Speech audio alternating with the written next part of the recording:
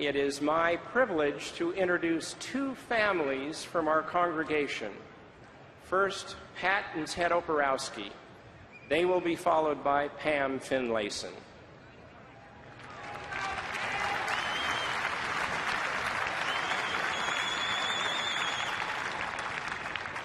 Good evening, folks. My wife and I are people of modest means. I made my living as a professional firefighter for 27 years.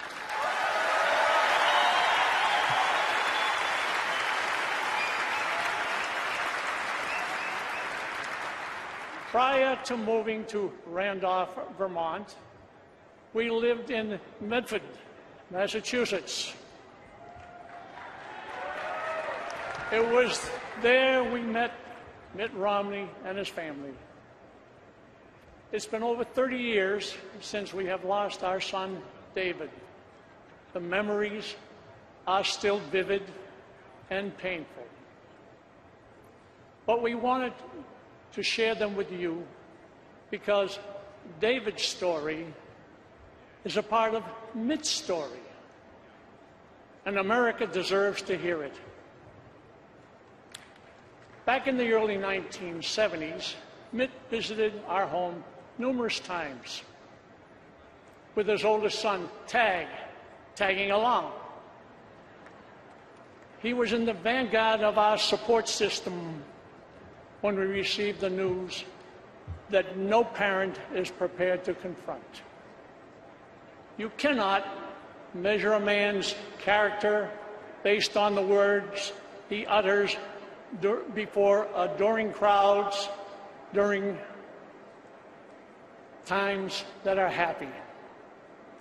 The true measure of a man is revealed in his actions during times of trouble.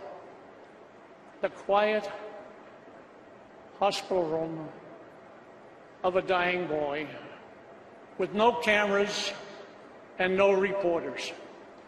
This is the time to make that assessment.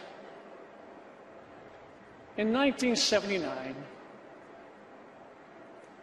a tragedy struck our family when our youngest son, David, was diagnosed with Hodgkin's disease. It was a cancer.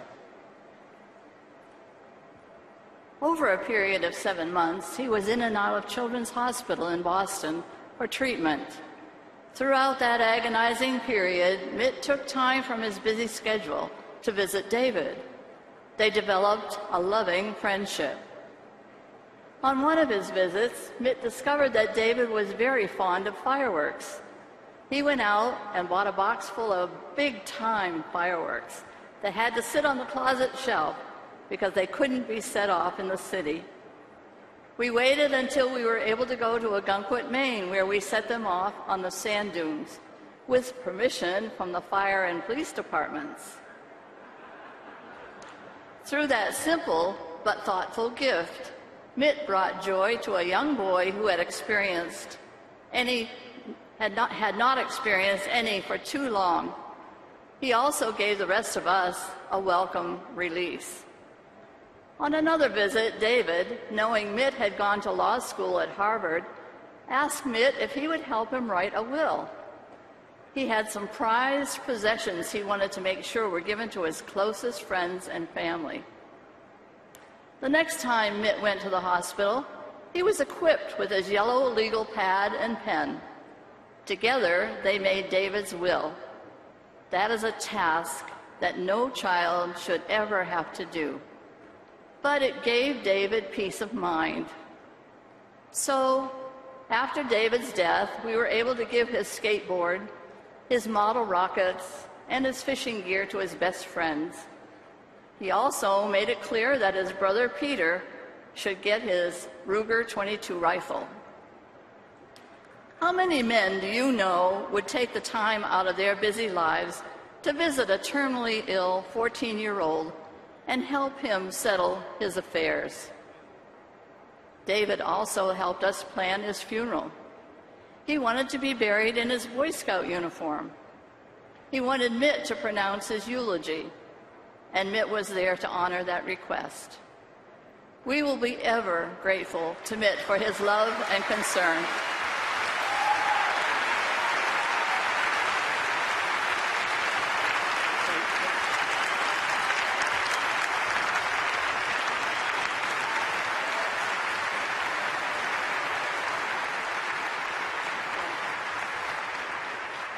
We humbly wish that God will continue to bless Mitt Romney and Paul Ryan in their efforts. In doing so, he will bless the United States of America.